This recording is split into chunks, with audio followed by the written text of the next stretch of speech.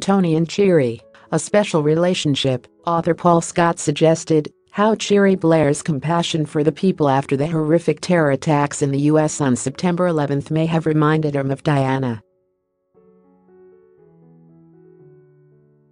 The 2005 biography suggests Cherie's new charity role and the very real compassion she showed in New York were drawing comparisons with the late Diana.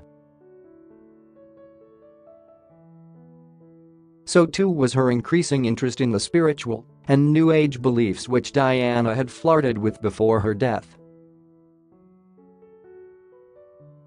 How Queen Mother was mortified with Cherie Blair after Diana's death. How Cherie Blair was accused of trying to replace Princess Diana. The book suggests the Princess of Wales and Mrs Blair shared a common interest in acupuncture and relieving stress through holistic therapy. Princess Diana was beloved by the British public for her tireless charity work and was dubbed the People's Princess by Tony Blair after her tragic death in 1997. Speaking in the infamous 1995 Panorama interview, Diana hinted at her desire to be recognized for her public work rather than just her title. She claimed, "I'd like to be a queen of people's hearts." In the 10 days between the terror attacks on New York and the Pentagon and Tony Blair arriving in the U.S., Mr. Blair embarked on a round of diplomacy to shore up international support for dealing with the terrorist threat.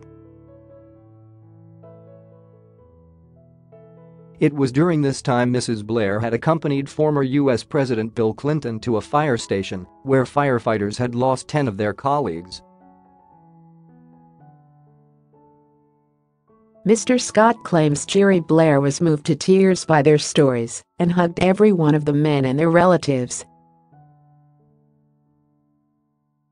The biography claims it was a new public side to Cherie Blair, who had earlier in the month succeeded Princess Diana as the first non-royal president of the children's charity Barnardo's in 50 years. Despite the traumatic scenes she witnessed, Mrs. Blair remained strong. According to a Downing Street source, she was firmly of the opinion that she owed it to the people who had lost their lives, that she should go to see what was happening there. The official source added, she was incredibly moved by what she saw and the people she spoke to. Cherie was a natural with the people she met who were grieving. She was adamant that we must show our respect